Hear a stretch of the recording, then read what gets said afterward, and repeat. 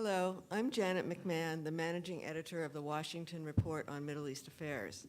I was out at the registration table trying to help sign people in when Dale started speaking, so I don't know if he told you, but the Washington Report will be 35 years old next month. Yeah.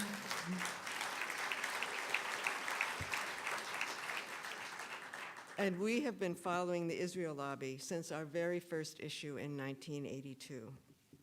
So it's a special pleasure to introduce our first keynote speaker, Professor John Mearsheimer. He is the R. Wendell Harrison Distinguished Service Professor of Political Science and the co-director of the Program on International Security Policy at the University of Chicago. In March of 2006, he and Professor Stephen Walt of Harvard published an article in the London Review of Books titled The Israel Lobby. The article had originally been commissioned by the Atlantic Monthly, but that American publication decided not to publish it after all. So instead, it found a home overseas. The paper's publication caused an uproar, in no small part because it shed light on what AIPAC operative Steve Rosen described as a night flower that thrives in the dark and shrivels up in the sunlight. Harvard posted the paper on its website, but removed its logo. And attacks on Mearsheimer and Walt ranged from naive, that from Noam Chomsky, to, and this will shock you, anti-Semites. The following year, their article evolved into the book, The Israel Lobby and U.S. Foreign Policy, which has since been translated into 22 languages. Professor Mearsheimer, by the way, will be signing copies of his book at 12:15 at the registration table where you signed in. I'm also particularly glad that he is joining us today because every year people ask us if he is going to be speaking at our conference. So it's been a great pleasure this year to be able to say, of course he is. Today he will be discussing what, if anything, has changed in the decades since the Israel Lobby was published. Please join me in welcoming Professor John Mearsheimer.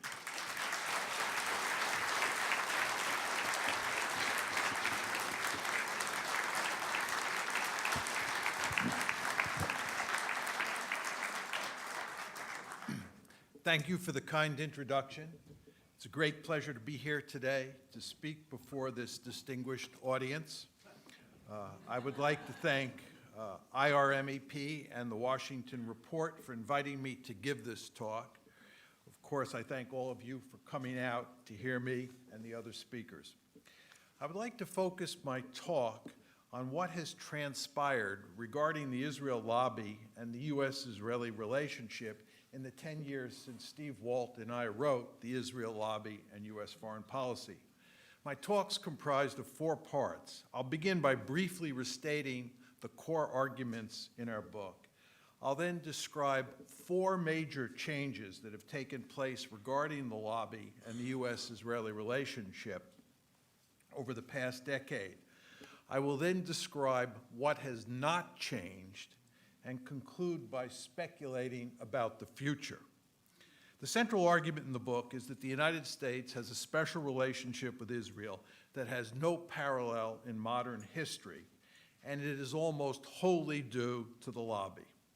What makes Israel's relationship with the United States extraordinary is not simply the fact that Israel has received more foreign aid than any other country, or that Washington almost always backs Israel diplomatically. What makes it truly special is that the aid is given unconditionally.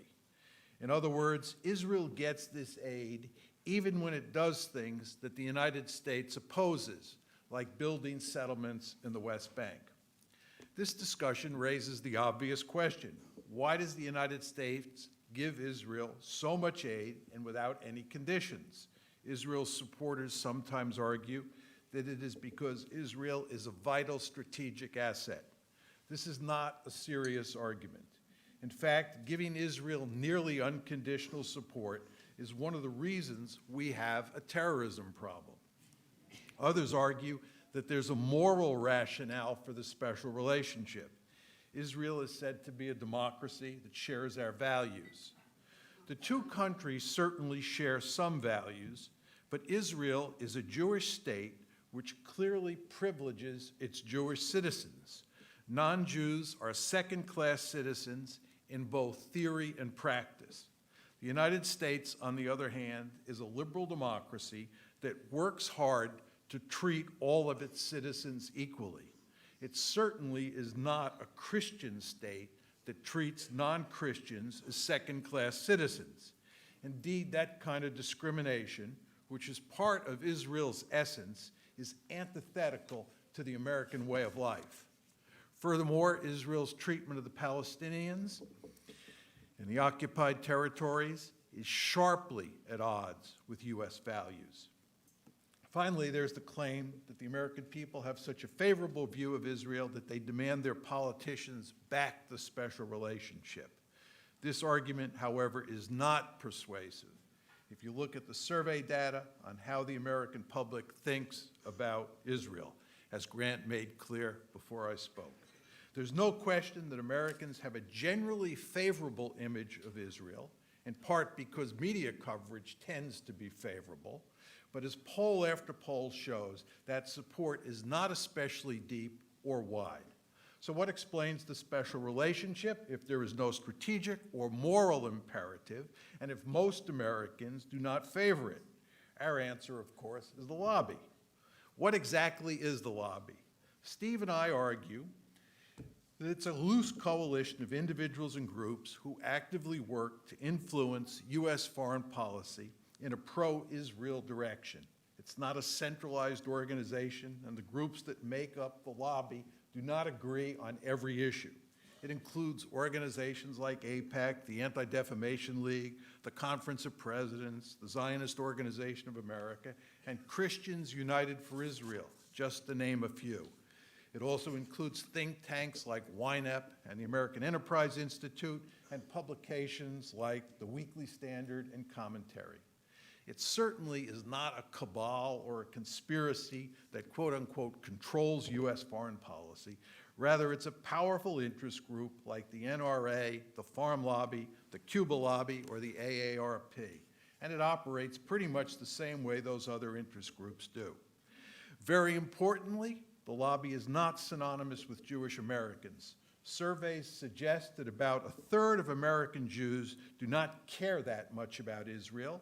Others do not support the lobby's positions, and some groups that work on Israel's behalf, such as the so-called Christian Zionists, are not Jewish. In short, the lobby is defined by its political agenda, not by ethnicity or religion. Finally, we argue that the lobby has pushed policies that are in neither Israel's or America's national interests. In particular, we maintain that it would have been much better for both countries if the United States had long ago pressured Israel to stop building settlements and allow for the creation of a viable Palestinian state. But this did not happen, and it will not happen, because the lobby makes it impossible for American leaders to use the leverage at their disposal to pressure Israel. In essence, that's the story Steve and I tell. Let me now switch gears and talk about what has changed regarding Israel and the lobby since the book was first published in 2007. I think that there have been 4 noteworthy changes. First, there has been a fundamental change in how Americans think and talk about Israel, the special relationship, and the lobby. When we initially wrote our book, there was much ignorance about these subjects. And my sense is that most people who read our book, or who have read our book, thought there was a large element of truth in what we said, but that we had nevertheless exaggerated the lobby's influence. There was also a great deal of ignorance in the American body politic about Israeli policies, especially toward the Palestinians, and little understanding of the special relationship. This is hardly surprising, because one of the lobby's main goals is to prevent an open conversation in the media about Israeli policy, the U.S.-Israeli relationship, and the lobby itself. It was successful for a long time, but my sense from talking to many people about these matters and from closely following the public discourse is that those days are over. For example, it's commonplace, even in the mainstream media, to talk about the lobby, using just that word. And I cannot tell you how many people have said to me that if anything, Steve and I just scratched the surface in our discussion of the lobby's power and influence. I might add that there is now more discussion of Israel's policies and actions in the American media. And if you read the comments section that follow many newspaper stories, you will see that there are a substantial number of Americans who are critical of Israeli behavior, especially toward the Palestinians. And only someone who is blind and deaf would not recognize that the United States is deeply committed to defending Israel's behavior at almost every turn. In short, there is much more awareness of these critical issues today than there was a decade ago. What's caused this change? I think that our original article and the book helped. Both attracted an enormous amount of attention. Indeed, the lobby book made the New York Times bestseller list, and because of the internet, the article on which the book was based was widely read all over the world. But I think that ultimately our arguments would not have had much impact were it not for a number of other factors. First, the actions of Israel and the lobby over the past decade have done much to substantiate many of the claims we made in the book. Just to take one example, consider how Israel and the lobby responded to the Iran nuclear deal. Prime Minister Netanyahu went to extraordinary lengths to sabotage the agreement, going so far as to give a speech to a joint session of Congress on March 3rd, 2015, that not only sought to undermine the deal, but was also an indirect attack on President Obama. Of course, he was aided by AIPAC, which went all out to defeat the deal. This nasty fight between Netanyahu and the lobby on one hand, and the Obama administration on the other hand, played out in full public view. The second factor behind the increased awareness of Israeli policy and the lobby is the internet and social media. There are now all sorts of places on the internet one can go to for information about these subjects. The website Mondoweiss, which I am sure everyone in this room knows about, is a case in point. It posts a steady stream of stories that reveal important information about Israeli policy and the lobby's activities, not to mention critical assessments of those matters. Mondoweiss, which is now 11 years old, had 8 million visits to its site in 2016. Of course, there are other sites that provide valuable information, like the Electronic Intifada, which is run by Ali Abu Niba, and the site for the Israeli magazine Plus 972. Another important source of information on the internet is Haaretz, the liberal Israeli newspaper, which often runs pieces that take a critical perspective on Israel as well as the lobby. And in the age of Twitter, important pieces that appear on these sites are immediately spread around the world to huge numbers of people. These same pieces are also circulated on email lists that go to hundreds, if not thousands, of interested readers. Third, there are a host of organizations that are willing to criticize Israel and the lobby. IRMEP is a case in point, as it has played an important role in exposing the lobby's activities over time. There are also a number of organizations that are deeply committed to Israel, which nevertheless are willing to take Israel to task when they disapprove of its behavior. They include J Street, Jewish Voice for Peace, Americans for Peace Now, and the Israeli human rights group B'Tselem, among others. Finally, there are some important voices in the mainstream media who have taken to speaking critically about Israeli policy and the lobby. The most important person in this regard is Peter Beinart, who wrote a very influential article in the June 2010 issue of the New York Review of Books entitled "The Failure of the American Jewish Establishment," which is critical of the lobby for aiding and abetting Israel's misguided policies in the occupied territories.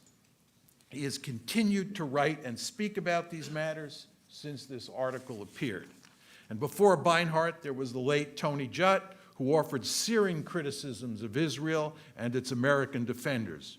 Of course, there are a number of other key figures in the mainstream media who have occasionally taken aim at both Israel and the lobby over the past decade. They would include Roger Cohen, Thomas Friedman, and Nicholas Kristof of the New York Times, as well as Jon Stewart of Daily Show fame. In sum, I think there has been a significant change in how Americans think and talk about Israel since our book appeared. The second big change is that Israel's image in the West, especially in the United States, has suffered serious damage over the past decade. This is due in part to the fact that information about Israel is more readily available now than it was in the past, thanks in good part to the internet and social media, but it is also a result of the fact that things have been changing inside of Israel in recent years.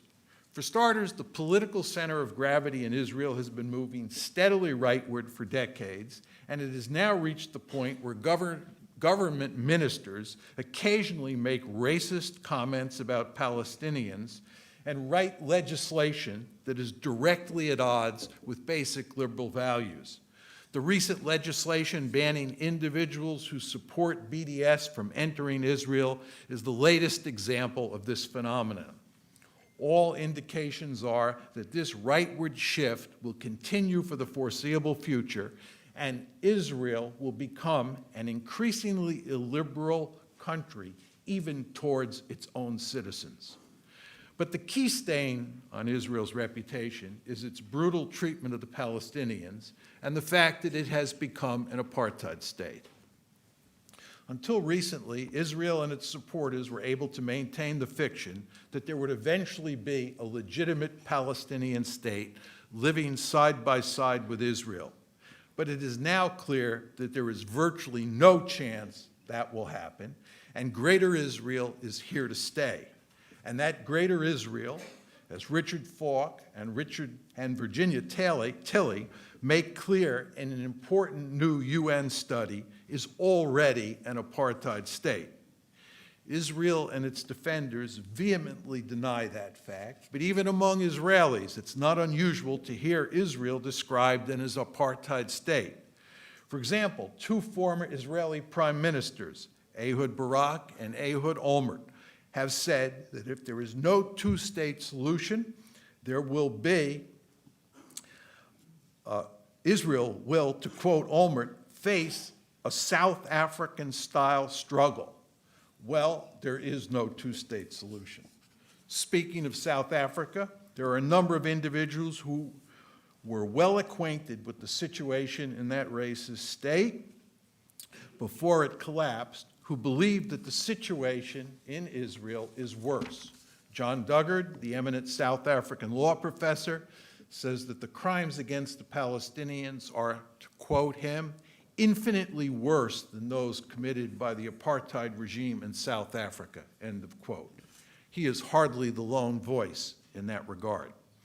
For anyone who doubts how bad life can be for the Palestinians living under Israeli control, one only has to consider what happened in Israel's three major assaults against Gaza over the past decade: Operation Cast Lead, Operation Pillar of Defense, and Operation Protective Edge.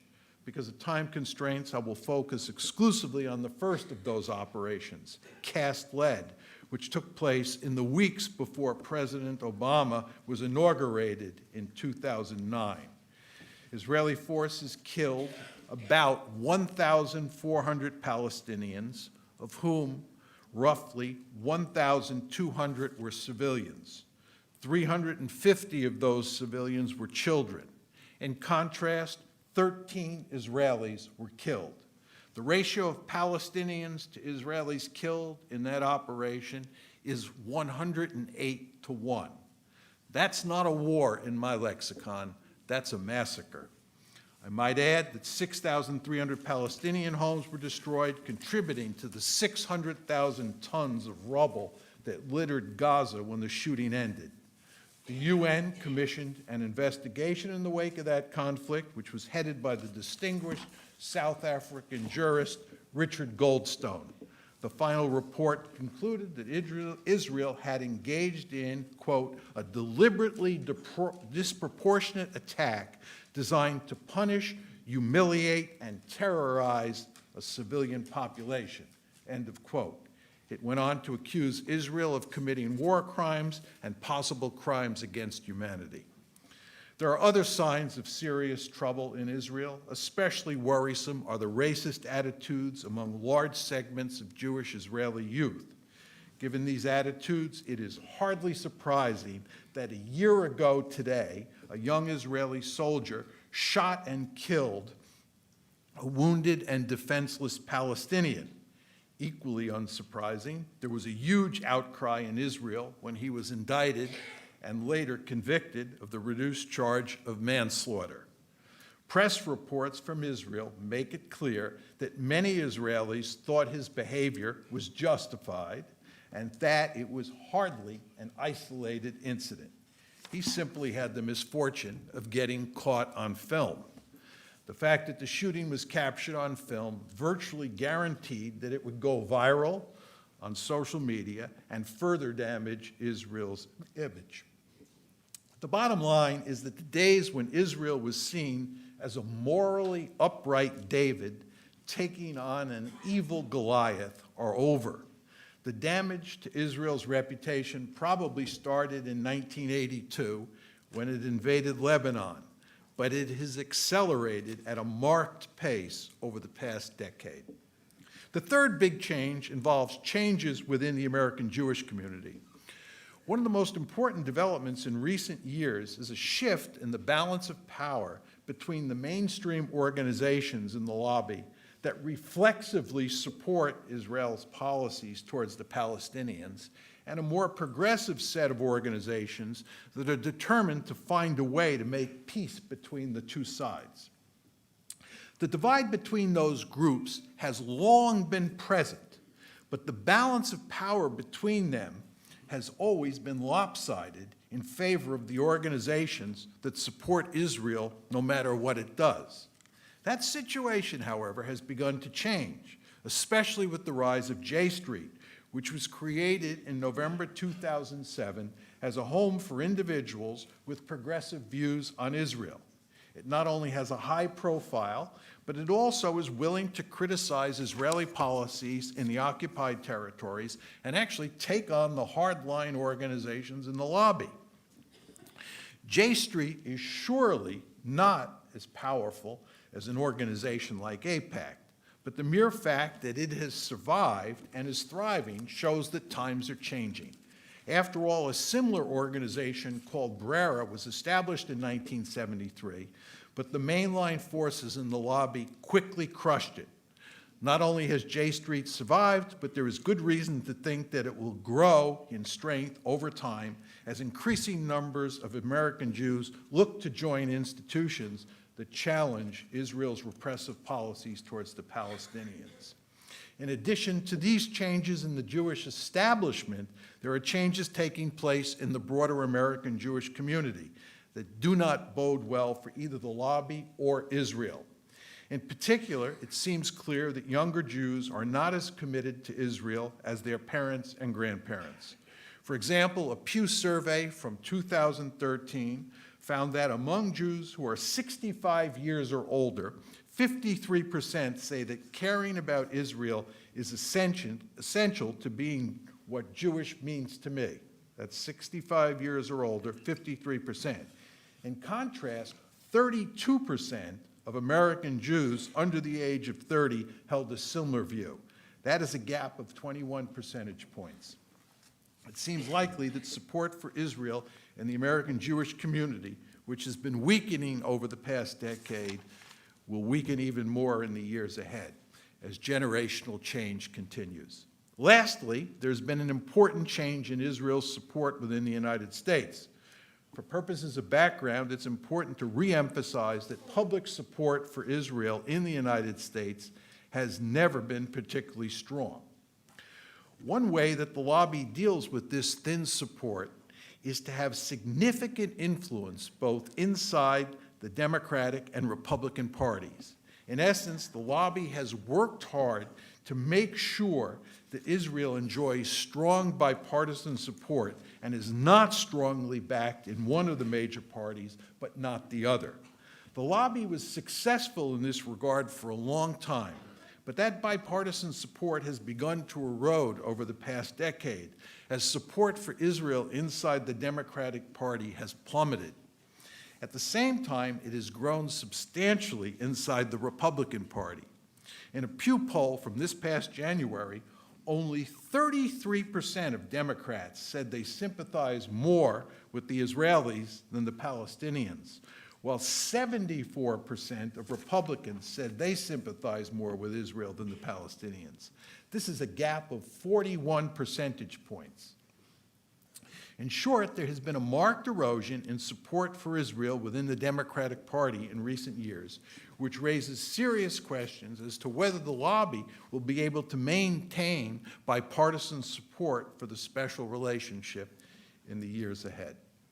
Let me switch gears again and now focus on what has not changed over the past decade. Three things have not changed. First, the lobby is as powerful as ever. One might be tempted to see the lobby's defeat on the Iran nuclear issue as evidence that its power is waning.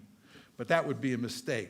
The lobby does not win every time, and it is most likely to lose when it is pushing the United States to do something that might get it into a war. The Iran deal fits squarely in that category. Its failure to make a deal with Tehran would have sharply increased the chances that the United States would have attacked Iran's nuclear facilities.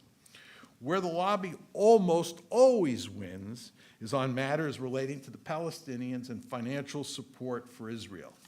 The fact that the Obama administration could do virtually nothing to get Israel to move toward a two-state solution, yet still opted to provide Israel with $38 billion in aid over the next decade is clear evidence that the lobby remains very powerful. It's important to understand that the key to the lobby's success is that it focuses mainly on influencing high-level policymakers and opinion makers, as well as the elites in both political parties, not the rank and file. I noted earlier that there has been a significant decrease in support for Israel within the Democratic Party. The reason that change has had little effect on policy is that the elites in the Democratic Party remain deeply committed to the special relationship. They fear the lobby will target them if there is any evidence they are wavering in their support for Israel. One might think that politicians who are supposed to place the American national interest above the interest of all other countries would stand up to the lobby when it pushes policies that they know are not good for the United States. Former Secretary of Defense Robert Gates explains why this does not happen. I saw most of Congress as uncivil, incompetent at fulfilling their basic constitutional responsibility, micromanagerial, parochial, hypocritical, egotistical, thin-skinned, and here are the key words, and prone to put self and re-election before country. The second big non-change is that U.S. policy toward Israel remains the same as it has been for the past decade. The special relationship, in other words, is firmly intact. Of course, this continuity is hardly surprising, given that there has been no diminishment in the power of the lobby. As many of you probably remember, there was a brief moment during the recent presidential election where it looked like candidate Trump might favor a more even-handed approach to dealing with Israel and the Palestinians. But he quickly reversed field and made it clear that he would go to great lengths to be even more pro-Israel than President Obama. Naturally, Hillary Clinton made the same pledge. Thus, there's no good reason to think that American policy toward Israel is going to change in a meaningful way anytime soon. Finally, there is hardly any sustained criticism of Israel in the American foreign policy establishment. This, too, is unsurprising, since the lobby is as powerful as ever, and as I emphasized, it focuses most of its attention on keeping the country's elites in line. Anyone who wants to be a serious player in the making of U.S. foreign policy understands full well that if he or she criticizes Israel, there will be a price to pay. The result that there is no serious debate about Israel or the special relationship in Congress, the mainstream media, or prominent think tanks like the Council on Foreign Relations. This is not to deny, however, that there is an open and vigorous discussion of Israel and its relationship with the United States outside of these establishment institutions. Let me conclude by talking about where we go from here. I believe dark times are ahead for both Israel and the lobby. There's no reason to think Israel is going to move toward a two-state solution. Greater Israel is here to stay, and that state is and will remain an apartheid state. That brute fact will become increasingly clear to people all over the world, especially now that it is clear that Palestinians are not going to get a state of their own. Moreover, the Palestinians, who already comprise almost half of the population of Greater Israel, will continue to resist their oppression, which will force Israel to escalate the repressive policies that have already badly tarnished its image. The Palestinians' most potent weapon in this fight will be BDS, which is a global movement that aims to generate significant economic and political pressure on Israel that will ultimately force it to give the Palestinians equal rights. Israel and its supporters in the West view BDS as an existential threat because it not only has the potential to delegitimize Israel, but it might ultimately lead to Israel's undoing.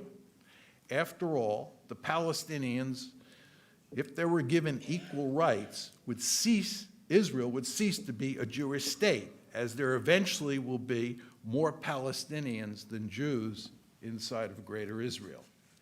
And there are good reasons to think that BDS might succeed, at least when it comes to delegitimizing Israel.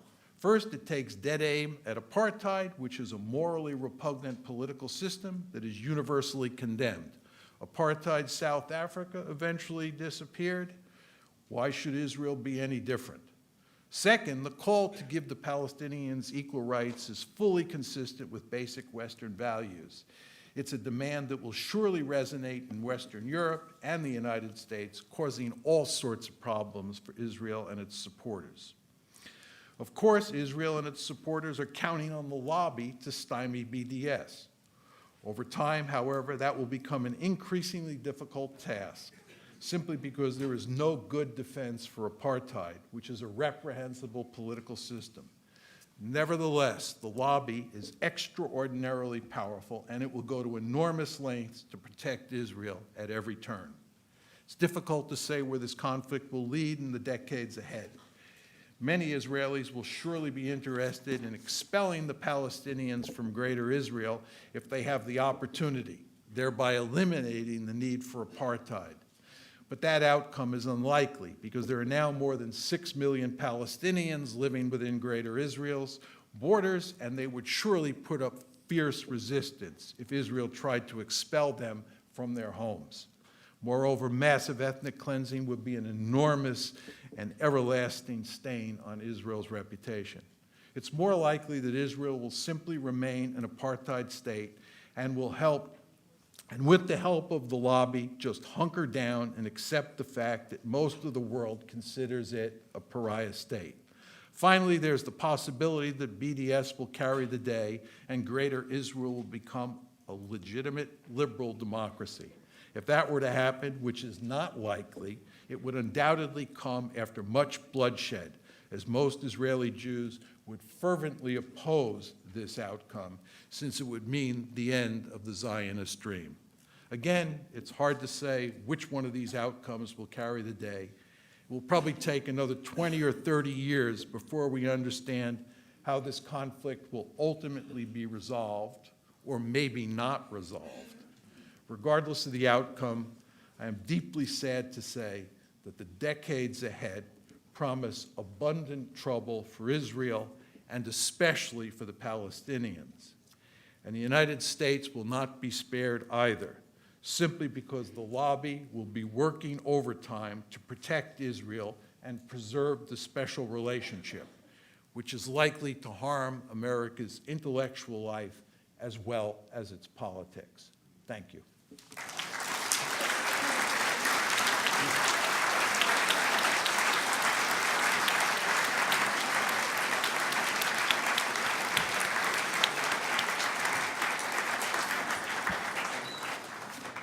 Thank you very much, Dr. Mearsheimer. We have several questions. I want to start with one of my own.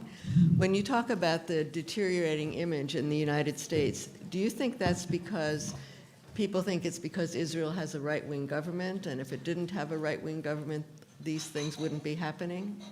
Well, I think at a very general level, the deteriorating image is due to two factors. One is exposure because of alternative media, and number two, because of what's happening inside Israel.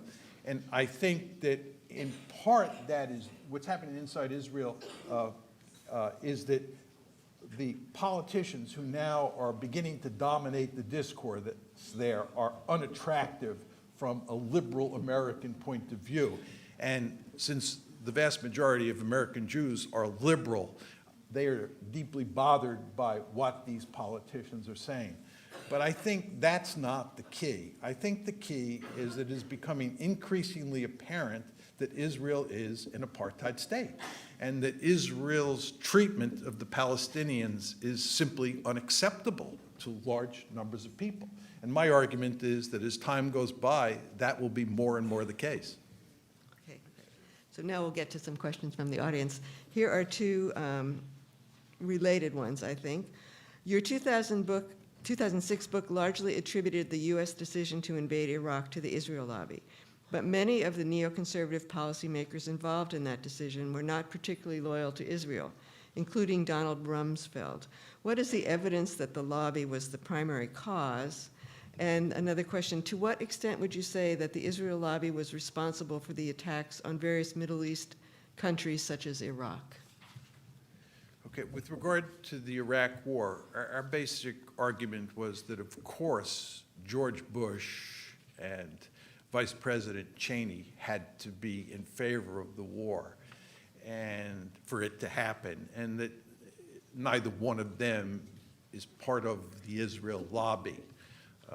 Our argument in the book, and of course in the article as well, is that the lobby was deeply interested in getting Iraq and taking Saddam Hussein down for a long time before the actual invasion on March 19th, 2003. And the lobby, and here we're talking especially about the neoconservatives, were pushing very hard for a war against Iraq. And in the wake of what looked like a stunning military victory in Afghanistan in the fall of 2001, we came to the conclusion, falsely of course, that we had the magic formula for taking down regimes and getting out of town quickly so that we could march on to the next target. This is what the Bush Doctrine was all about. So what you had in 2002 and early 2003 was a situation where we thought we could win a quick and easy victory in Iraq, point number one. And number two, you had this group of neoconservatives who were deeply committed to taking down Saddam Hussein, who had a huge amount of influence in the media and in the Bush administration, who pushed very hard.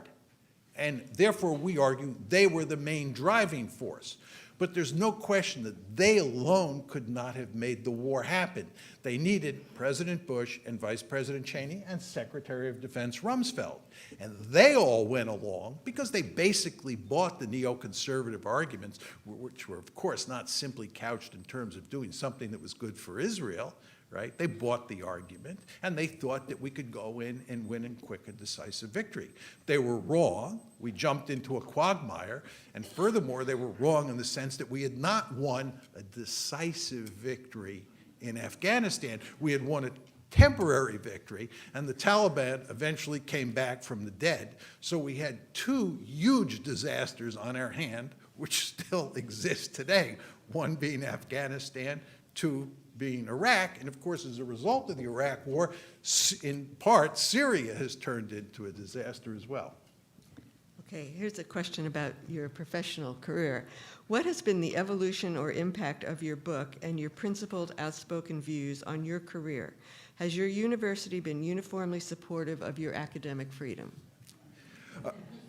I think that there's no question that for both Steve at Harvard and for me at the University of Chicago, we've not been punished in any significant way at either Harvard or at the University of Chicago. And both universities have fully supported our right to speak out on this issue and other issues. American universities are actually excellent when it comes to freedom of speech issues in almost all cases, not every case, but in almost all cases. And we were taken care of in that regard. Larry Summers was the president of Harvard at the time, and he defended Steve down the line, and the key officials at Chicago did the same with me. It's very hard to say exactly how much of an impact writing that book had on our professional lives. I would note that, just in my own case, I've written a number of other controversial pieces on controversial subjects that have gotten me into trouble. For example, I argue that with regard to the present crisis in U.S.-Russian relations, that we, the United States, are principally responsible for creating that crisis. The Ukraine crisis was not the result of Vladimir Putin's doings. It had to do with the fact that the West, and especially the United States, were very interested in making Ukraine a Western bulwark on Russia's doorstep. And the Russians long made it clear that that was unacceptable.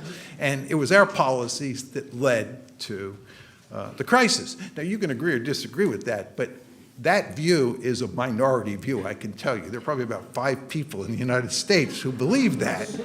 So there are a lot of people who are angry at me for that, right?